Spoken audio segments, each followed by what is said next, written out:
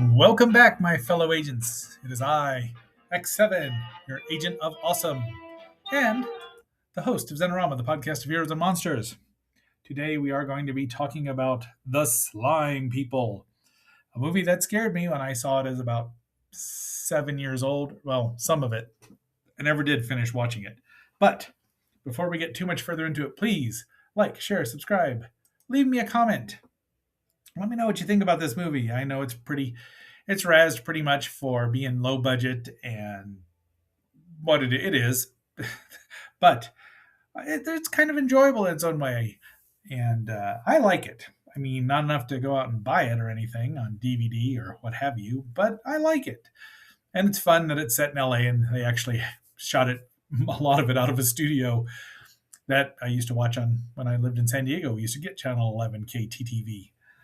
So, are you ready? I'd say let's dive in, but nobody wants to get slime now, do we, Dr. Venkman?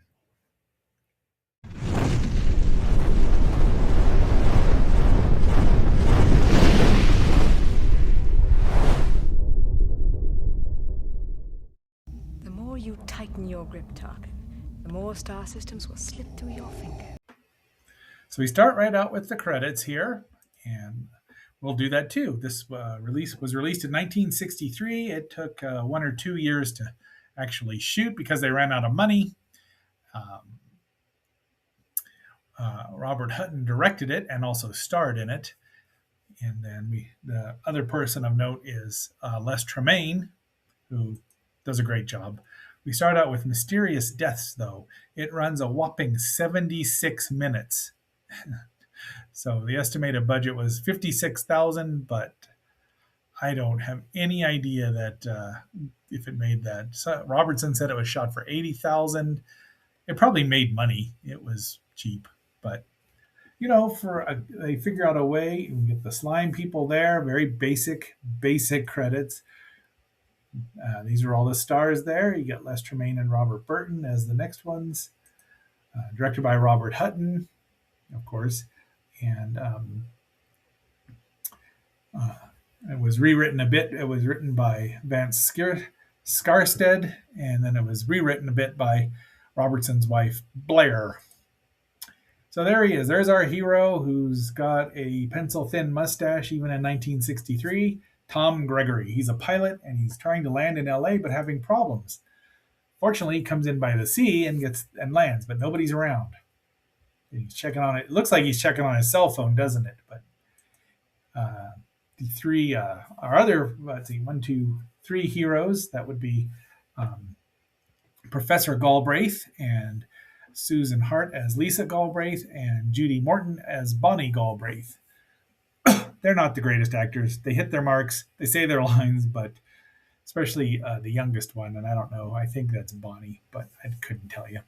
So they're the other ones, and then we get one more, well, two more that really show up. There are other actors present, but they're military men. And yes, Dad will get us out. He's a science professor. All of LA has been mysteriously surrounded, fortunately, by a kind of solid water shield. Fortunately, the everyone bugged out before it got solid, well, as far as they know. But Dad will get us out. He's a science professor, a scientician.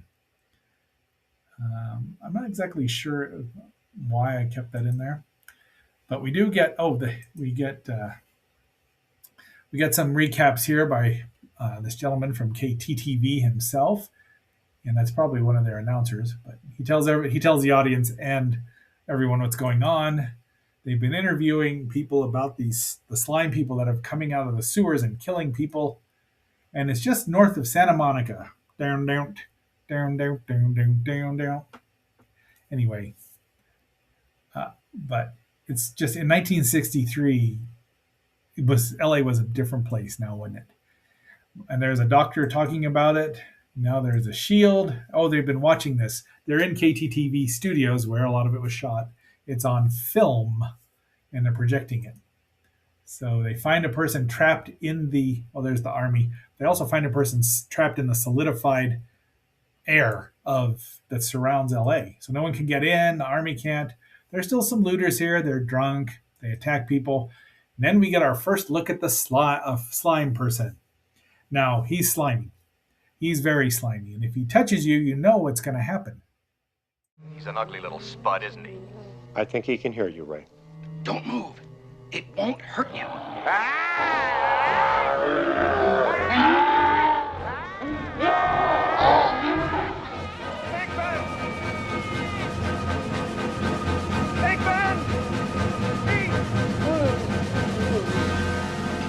Batman, what happened? Are you okay?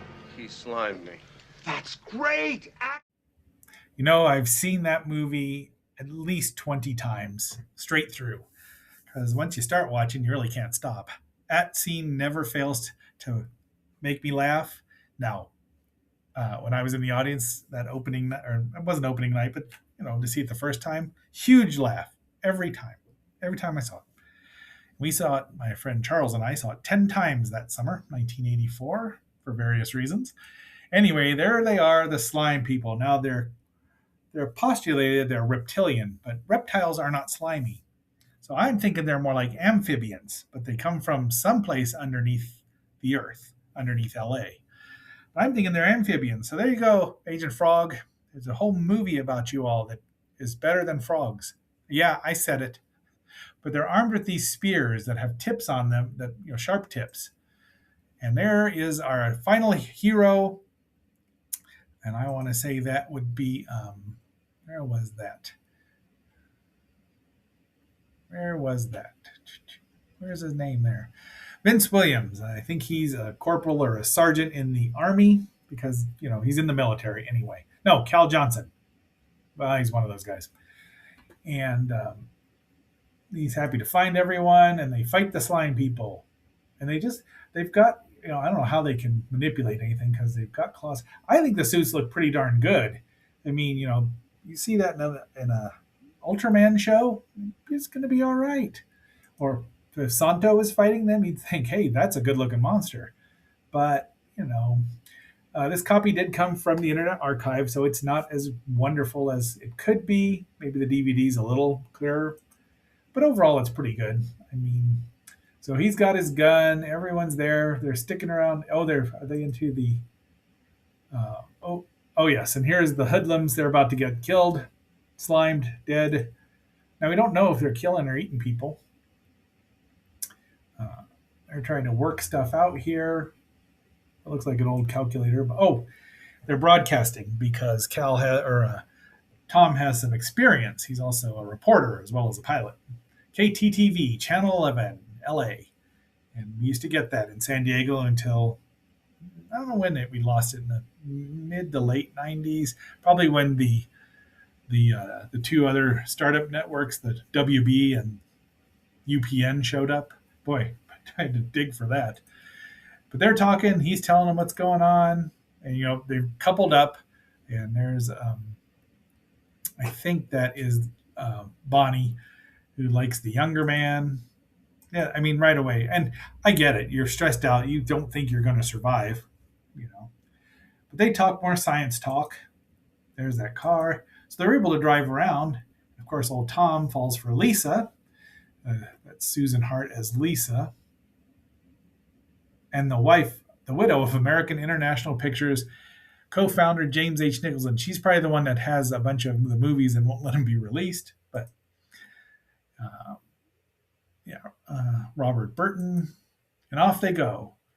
While they're out, they run into Les Tremaine as Norman Tulliver, who's a writer, and he's carrying a goat with him. We don't know why. He's very funny. He provides some of the comedy relief here. There's not a lot, but it's a short movie. So, I mean, really, when your movie's 75 minutes, 76 minutes, you don't have to have too much. But so they're trying to figure out a way to get in and out of LA, and their slime people are watching them. Finally, Tulliver sees one and he freaks out. It's like, they're real. So he's gonna die. And they made 3 or 4 or 5 costumes. I mean, they reused them much like the Slee Stack. They just had the ones that they killed, because if you take off the spear tip, you can puncture them and their self-sealing skin won't heal them. Off they go. See, he's freaking out. And there's still people in LA, so they just leave them there. We don't ever know what happens to them. Oh, gee, what was that? It was frightening, wasn't it? It was horror. Hey, you know what, Colin? What, Ryan? That's what all the songs in this CD set are about. Horror. Are you saying that every song on this CD album has to do with horror? You bet I am. 800 songs on 300 CDs. That's All about horror. But they get into a deli, and look at these turkey legs, 35 cents, beef stew, 69 cents, freezer locker specials. Look at the prices. It's one of the reasons I kept doing it.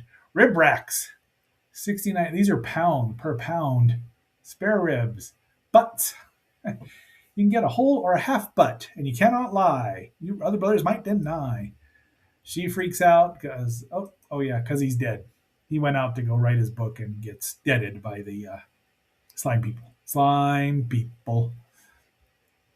And there we go. So they're doing their thing here.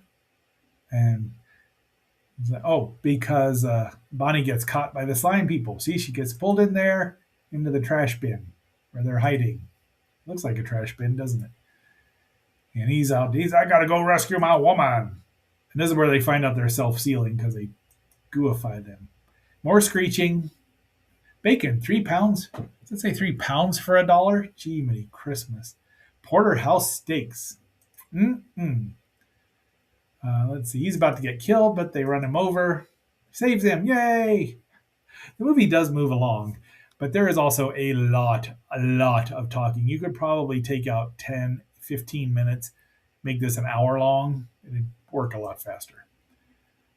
But I think that there we go. He's killing them. Then they find the machine that's making the barrier, which is organic. They rescue old Judy, and this is where you can't really see what's going on, so I do apologize.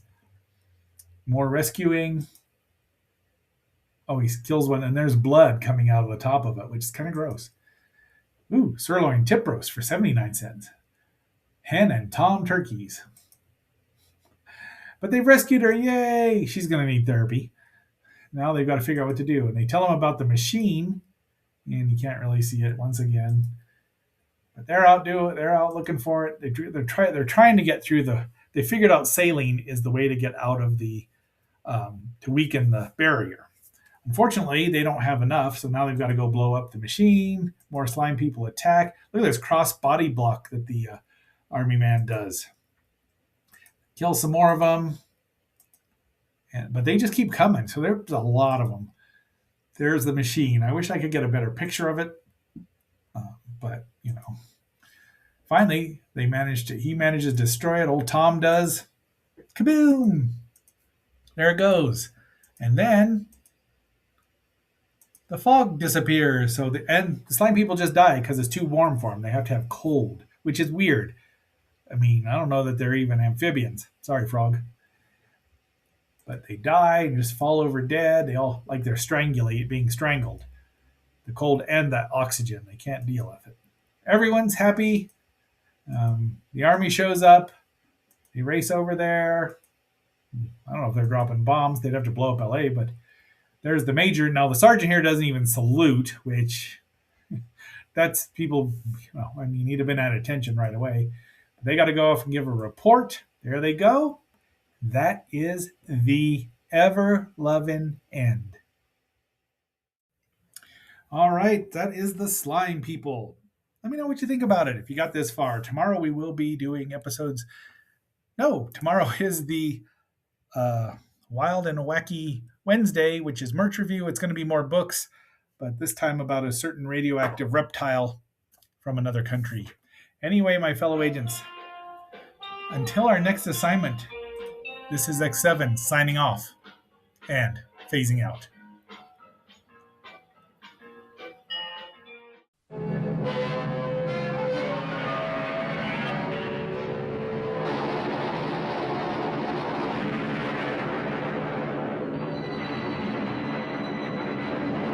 Nothing the screen has ever shown before can surpass the thrills of Ghidra, the three-headed monster.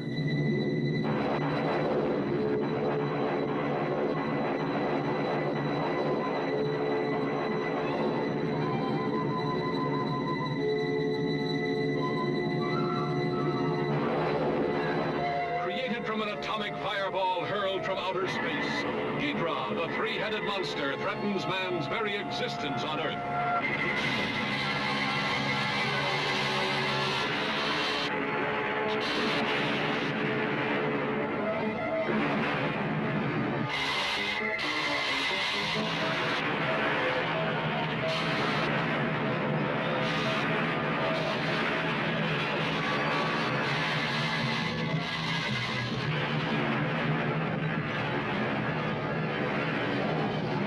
Ghidra, the three-headed monster, battles Godzilla, Mothra, and Rodan for mastery of the world. Men quake before the terror of their unleashed fury.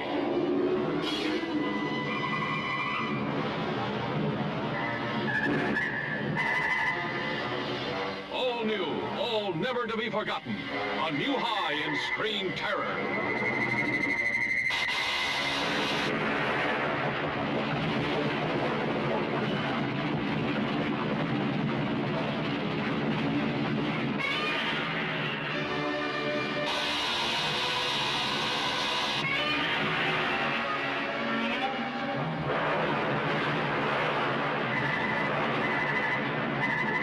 Ghidra, the three-headed monster.